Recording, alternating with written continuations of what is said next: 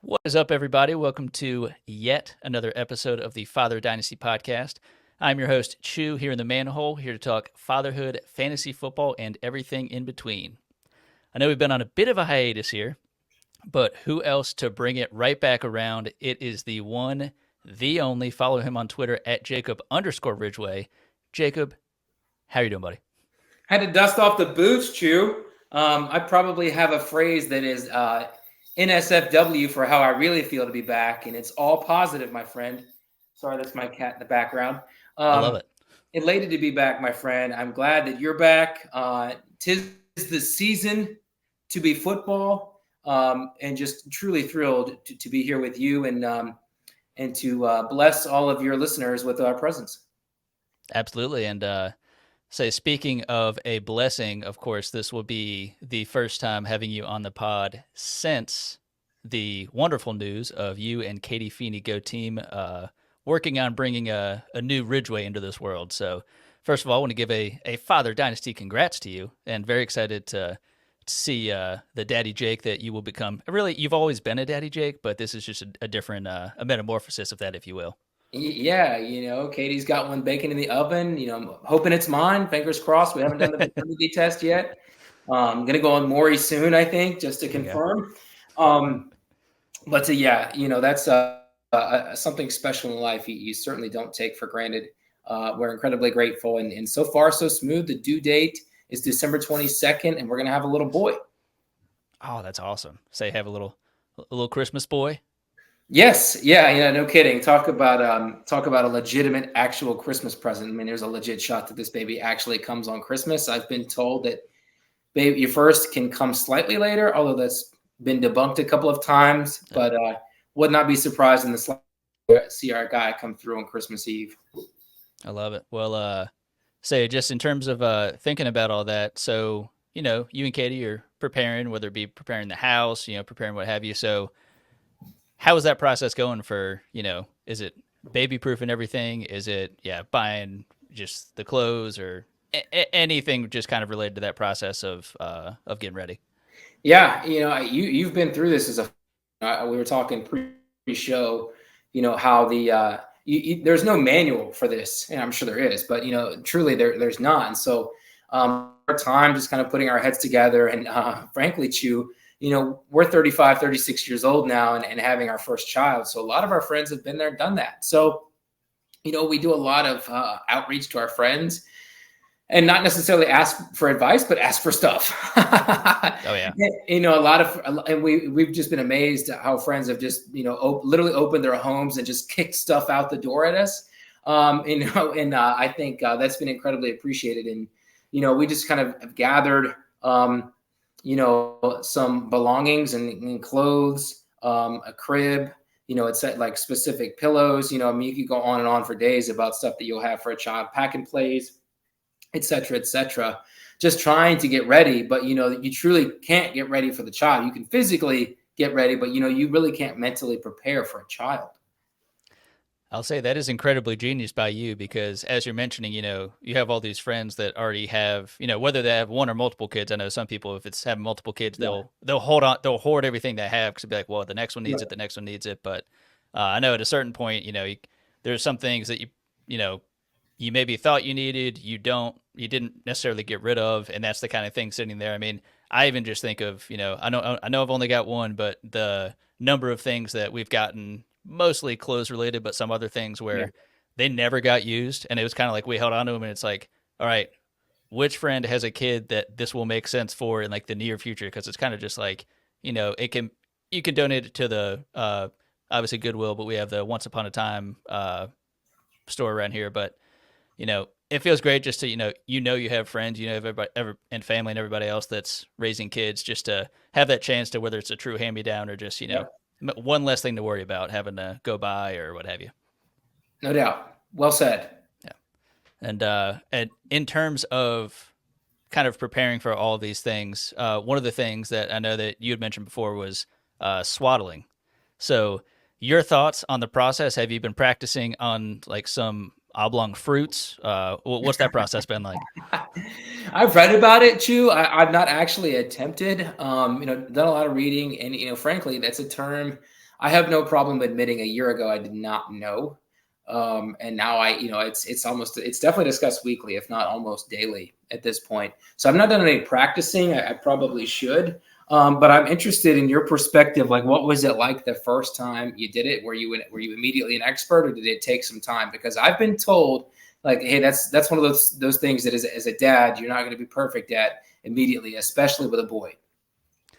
Yeah, it was. I guess I technically never really practiced either the diaper changing or the swaddling. It ended up being I don't know if I put a number on it. I changed at least like 90% of Finn's diapers, so that became a reflex basically. But the swaddling was, kind of depending on timing and when he's getting put down and all that. So the trick is certainly when they're really, really small, it becomes a bit easier because they don't really have the strength to kind of fight out of it, and they'd prefer being swaddled. But it really turns into a game of like something between like, are you making a burrito and are you also maybe doing origami all at the same time? Right. You kind of figure out kind of like, lay them down. You kind of figure out like where you need to tuck everything.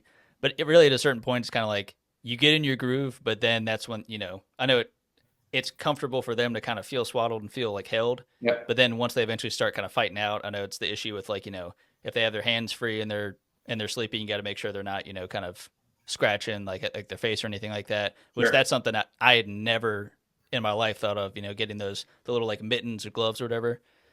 So that was something that I heard about in the class, before Marlade had Finn, but that was something that I never really knew about or like heard someone talk about before. So it's definitely good to at least get just a general sense of it, but it's kind of like you'll figure it out as you do it.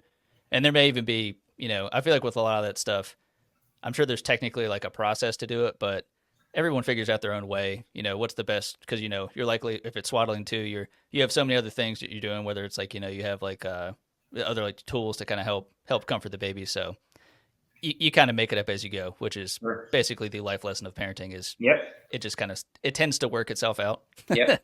They don't know you haven't done it. Exactly. Hey, I wanted to ask you a serious question. Obviously, separately from being a parent, you've been angry, you've been mad, you've been pissed off. You've also changed the diaper of a young infant son. Would you prefer to be pissed off or pissed on? Oh, I would say pissed on. Pissed on. Quite refreshing. Yeah.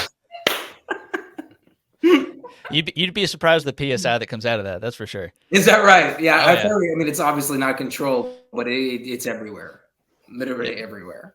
It's thankfully, I think even between both Marley and I, it's only happened 2, maybe 3 times. Because some of the time you can kind of see it start to happen, so you can kind of avoid it a little bit. But I mean, then you're still obviously left to clean it up. But the ones that are just the true, you take it off and then it's just like ejectocito, like immediately just comes out and it's like, all right, this is life now. So, but yeah, if it's there's something about, I've never been terribly queasy when it comes to like dealing with cleaning up after dogs, whether it's the poop or like throwing up or anything like that. But there's something about when it's your kid, it just kind of, if you happen to be queasy about it, it just kind of fades away. It's kind of just like, I'm in it, got to figure this thing out. Yep. Yeah. I have a good friend who Justin Fabiano, who I do sincerely believe has a vendetta against his son's penis. Oh man, well, I'm very curious to see who's going to win that one. Oh man. Well, so in just in terms of getting everything ready, how is the nursery coming along? Yeah, I think we're prepped aside from the crib. The crib is in Virginia. We're actually going to take a relative's crib, Matthew's, my cousin Matthew, that is. Never heard of him. Yeah, right. Yeah, I wish I hadn't heard from him sometimes. Heard of him sometimes, I should say. But yeah, so hope to bring that down in the next month, and then we'll be locked and loaded. That's awesome. That's one thing that's especially, it feels good to just have that kind of set it and forget it, so to speak. Yep. But yeah, it feels like we're so far, but yet I think we're close. It's just we just need the crib. Yeah. No, that's tremendous. I mean, I know it works out how it does. I know plenty of people that have, it's say like within like 2 months before the due date, and it's kind of like, oh, I still need to do this, this. And it's like, all right, well, maybe get on it. Because this baby is not concerned with how well set up the nursery is, but That's true. But no, things tend to work themselves out.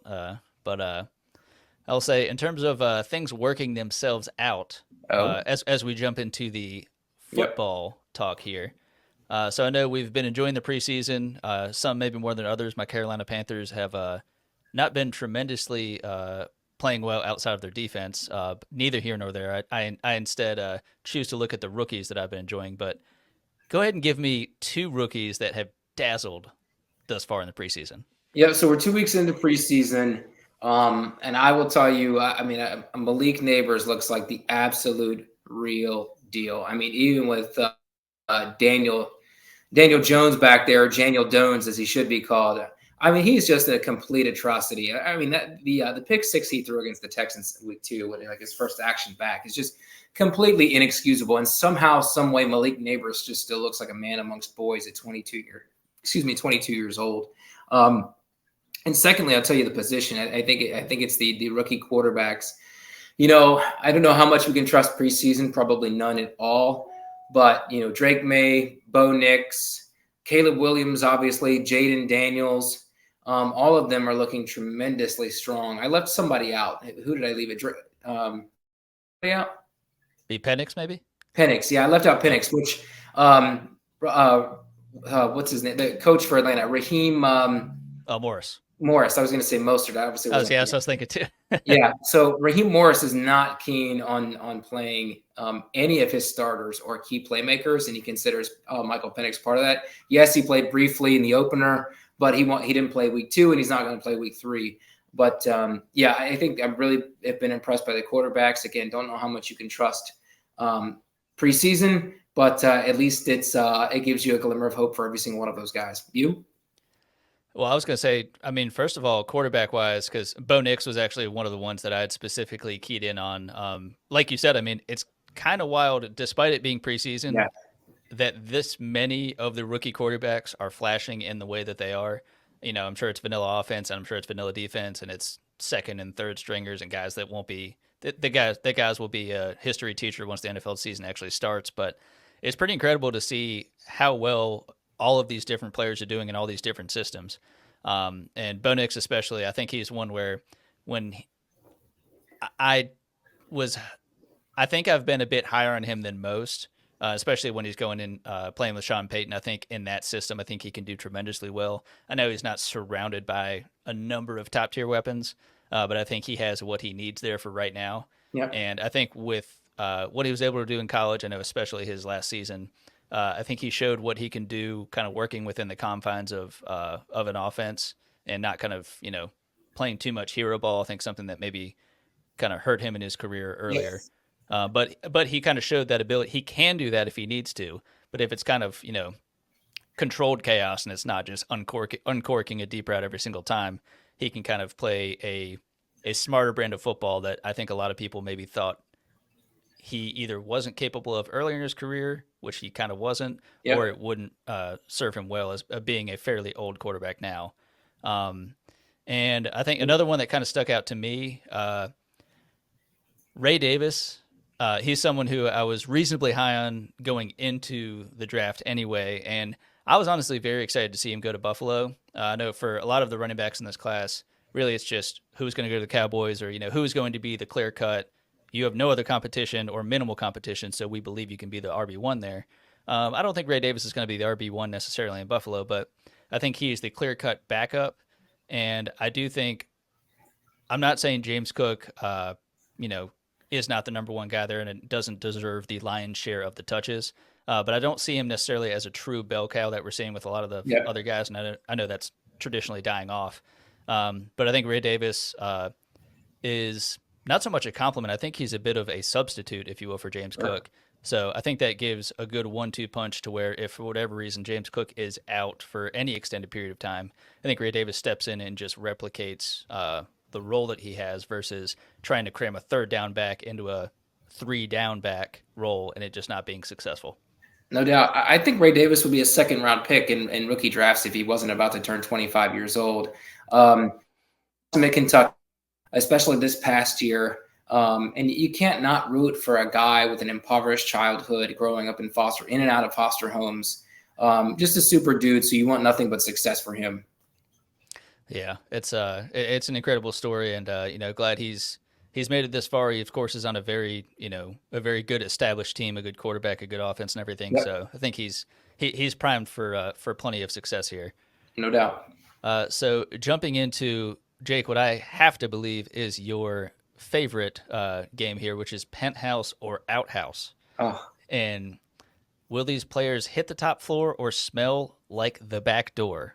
You're talking to me like I'm not wearing pants, Chu, and I have to show you I in fact am wearing pants. Oh boy, yeah. But please continue. I apologize.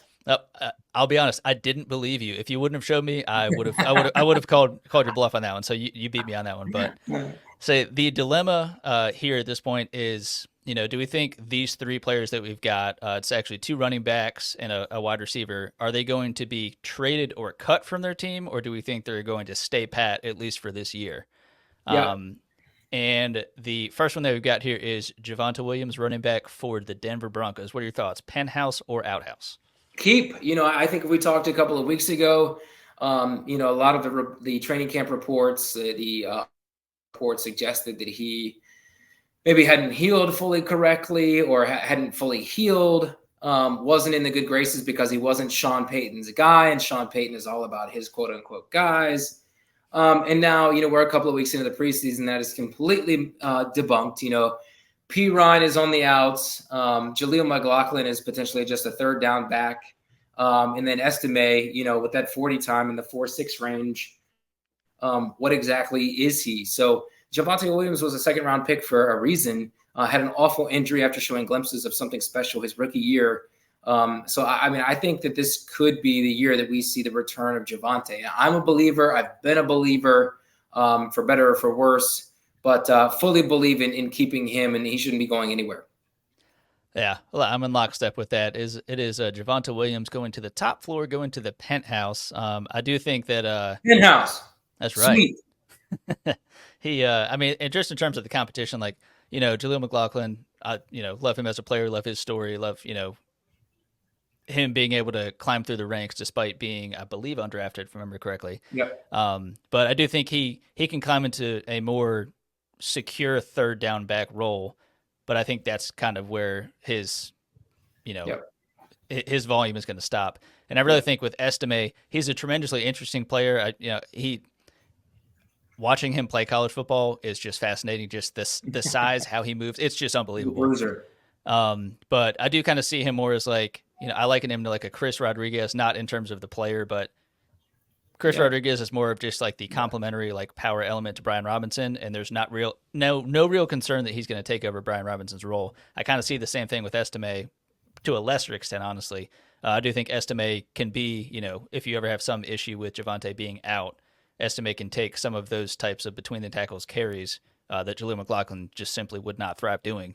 But otherwise, it's Estime's the third back, if not fourth, and as you talked about, I think P. Ryan is likely gone there out of Denver. So jumping to another running back, one that is near and dear to our hearts as fellow Hokies, is Khalil Herbert. Are we thinking Penthouse or Outhouse? Yeah, I think, Chu, I think that Khalil might be on his way down from the Penthouse to the Outhouse, but he hasn't gotten there yet, so he's on the elevator, I think. Khalil, obviously former Kansas Jayhawk and obviously Virginia Tech Hokie, which would be near and dear to our hearts, as you mentioned. But, Khalil's not an pass catcher, and he really, really struggles with pass blocking. And they've gone went with Roschon Johnson in the third round or fourth round last year, and he was certainly serviceable. And then they brought in DeAndre Swift this year. So I have my concerns that, he is a cut candidate. I think he's good enough to make the roster, but I think that it's possible that somebody like the Cowboys might swoop in, before like the cut deadline, the NFL cut deadline, and say, hey, we'll offer you a conditional pick kind of thing, for him, because I think that he's a genuinely good player. I don't think he's a great player. I think he's a good player, and I think he has a place in the league. And in fantasy football, but I'm not sure it's in Chicago. Yeah, it's pretty confusing seeing, how he was utilized initially. It was kind of just, given his draft capital, I didn't expect him to come in and just, take the number one spot. But Yeah. I think he showed when he was given the opportunity. I think that home run ability, he flashed that almost immediately, and I think that's the exciting upside of what Khalil Herbert does. And as a pass catcher, again, he does some good work there. But it was a little bit confusing seeing them get Roshan again, two pretty different backs. But I think they kind of tipped their hat in terms of where they wanted to go with the backfield. And it's been pretty fascinating, just the sheer amount of Khalil Herbert talk being dealt Yeah. and the amount that he's been playing in the preseason. Yeah. I could certainly see some sort of compensatory pick because I don't think it's just a fantasy bias or a Virginia Tech bias. It seems like he would have too much value that they wouldn't want to cut him. They would do even if it's a seventh round or some sort of conditional thing where it's just like a Yep. little swap like that. I really feel like there's a team that would, again, Cowboys would be fantastic, that he could go and get a true shot. I feel like he never got a tremendous shot in Chicago, despite when he did get any sort of opportunity. I thought he did Yep. well, but again, that's why we're not running the team apparently. Amen. Well, speaking of running the team, I think this guy in his mind maybe is running the team, and I think he may be wrong. This is the human joystick, Kadarius Toney, Penthouse or Outhouse. Yeah, Outhouse. I mean, really, his name. He should change his name to Hilarious Tony. I think he cares genuinely more about his rap career than he does his football career. I mean, his antics are well documented. No need to get into that. The Chiefs continue to make additions in the wide receiver room. Again, that's well documented. Even with Rashid Rice's situation, I don't think that there's any situation in which you're buying Hilarious Tony. I'll take my chances with somebody like Sky Moore before I ever even consider Hilarious. I just Outhouse, move on. Do not pass go. Like, cut the guy, chop it off. Just get rid of him already. I do love, so the Chiefs, did not pick up his fifth year option. So this is technically it's a contract year, but that implies that the Chiefs are going to give him a contract after this year and they're not going to. But so he will be a very clear free agent after this year. I do find it tremendously interesting. They're kind of acknowledging, we bought a project or we traded for a project. It hasn't gone tremendously well. Even in this offseason, they're trying to figure out, hey, do we give him some carries? Like, let's exhaust every option to help him be successful. If it doesn't work out, we tried. Because again, I think a player like him, like the upside was right there in front of everyone. I still can't believe he was a first round draft pick, if I'm being entirely honest. But I do think the upside was certainly there. And I think, for whatever reason, again, I know you mentioned a couple things and it never quite panned out. Doesn't mean it can't, but I think, once you get this deep into the career, almost the end of the rookie contract, it's unfortunate, but hopefully, a switch flips. It has not quite happened yet. So, well, turning our sights to week one, we're a couple of weeks away. You, of course, are a Charlotte native, so we can talk about the Panthers. And starting out, they are away at the Saints. And what is your thoughts? Is there a Panther fantasy-wise that you feel like you can start comfortably? No, one point blank. I wouldn't start Bryce Young. I wouldn't start Deontay Johnson. I wouldn't start Jonathan Mingo. I wouldn't start Adam Thielen. I wouldn't start. You can't start Jonathan Brooks. He's hurt. I wouldn't start Chuba. Who am I forgetting? Chu. I mean, let's name some defensive players. I wouldn't start. Who's kicking for the Panthers? Go ahead. Kicking. Ooh, Eddie Pinheiro. Is it Eddie Pinheiro still? Well, so the trick was, I know he was holding out, or maybe technically it wasn't a holdout, and I don't know, but he had a number of off-season training camp interviews, kind of him highlighting his awesomeness, more or less, which was a bit unpleasant to hear a kicker bragging so much. But I mean, as far as I know, I don't think he's going to be unseated by. It's the guy that's not Irish. He was a part of the international program, so it's a guy that was playing overseas as in another sport. I'm still holding on to Harrison Butker when he was on the practice squad and he wasn't so upset that happened. Multi-time Super Bowl champion. I can't get that out, but the Panthers. Graham Gano for that guy. Yeah, exactly. Unreal. I'm a believer in Dave Canales. I do like what the Panthers are doing. I do think that they're headed in the right direction, even though I can't stand the owner. But there's no way in week one you in any situation to start a Panther, fantasy wise. That's unfortunate. The only one I was even considering would probably be a Chuba Hubbard, and that's more so because Who I else is like there? the player. Yeah, I really like the player. He, in last year, in his 2 games versus the Saints, he did put up, I think it was about 10 and 11 points each. The first one, of course, they were still battling between he and Miles Sanders as to who was going to really be playing. But the second one, he got 20 plus touches, and yep. unfortunately, had a very inefficient game, only scoring one more point than 10 weeks prior, where he had 10 points. Yeah, unfortunately, I mean, it's a division game, and the Saints have always, regardless of what's happened with the offense since Brees has left, the defense has always been pretty stout, especially up front with their ends. They have top tier corners, so I don't think it'll be a tremendously high scoring game really on either side.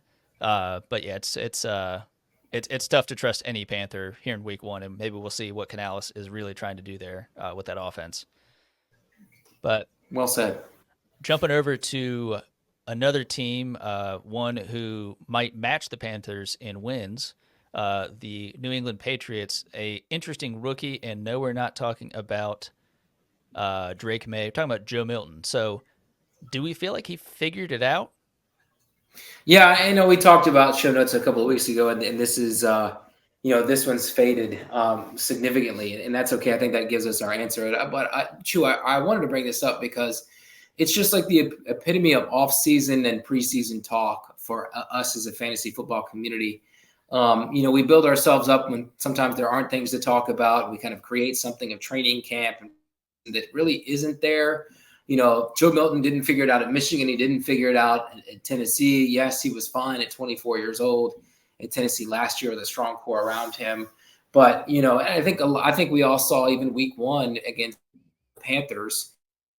He was kind of running around, making plays against guys that wouldn't make the XFL teams. And then, he comes back to earth like, oh, will the real Joe Milton please stand up in week two? And nobody says a peep. It's just like kind of, and I'm just as guilty as anybody else in this regard, but, it wasn't necessarily so much about Joe. It was just, thinking about like storylines that we kind of organically create in the fantasy community that really don't exist and are non-existent by season start.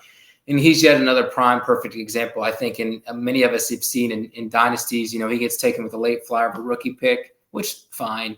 But, I've seen a lot of folks just using some off-season free agent budget dollars from some fab to pick him up. And it's like, oof, that you talk about the swing of all, like, swinging out of your boots for that one. My goodness, God bless you. But you're not going to see that anywhere near here. Yeah, it's unfortunate because I think with that quarterback room, it's pretty clear it's the veteran Brissett. It's holding the reins until Drake May steps in. Yeah. You got Bailey Zappi, who I think realistically is probably a cut candidate. They're not really saving any money between Zappi and Milton. It's pretty comparable, and if anything, Milton might be getting paid a little bit more. But overall, they're less concerned with how is the QB3 going to elevate our team, and more so, we need to figure out who's going to be running this team under center between Brissett and May. But yeah, I mean, whenever you have a QB like Milton, just the size speed combination, the tremendous arm power. I don't want to say talent because he has atrocious touch when he throws the football. Watching him throw, just not dump off, but just any of those like shorter ones, just within like 5 or so yards, it is tremendously stressful to just see what level of touch is going to be on the ball. But I mean, who knows? It's there's really no pressure on him in the sense of to produce now, to step in, to start, anything like that. So can he kind of work on things and figure it out to some degree, possibly, be a perennial backup? That's entirely possible. And apparently very lucrative. I've seen a couple of these guys stick around until they're 40. That's the truth. But, well, Jake, the second to last thing that I want to get from you, viral viewpoint. What is a hot take that you've got cooking? It could be a player specific take. It could be a take on how a team's going to finish, that sort of thing. So what is something that you've got cooking? Yeah, this one's straight from my backside shoe. That's how hot it is right now. I'm going to tell you, I've been watching. I've watched both episodes of Hard Knocks. Obviously, recording this on a Tuesday. Episode 3 is going to come out tonight. I think Caleb Williams has the capability, and that it's actually feasible that he could throw to 3 top 24 wide receivers this season in Keenan Allen, Rome Odunze, and DJ Moore. DJ, obviously, with the new contract, Rome, number 9 pick overall in the NFL draft, and Keenan's storied career, needs no introduction from the Chargers. I've heard some rumors that maybe Keenan is cooked. I do not believe it, but I think Caleb is the truth, if you will, the next Paul Pierce, your guy. And I think Dabo Sweeney called Deshaun Watson. He said that he was the next Michael Jordan about Deshaun Watson. I think that, and it's actually in Chicago, that Caleb Williams is the next Michael Jordan. I truly think that. I think that he is going to break the NFL. I think he's the next Patrick Mahomes and beyond. I am happy to follow my face into the cow patty for that one. But, I think he's special, and I think he has 3 amazing wide receivers to throw to. And I think the sky is truly the limit, if it ever was so, for a rookie.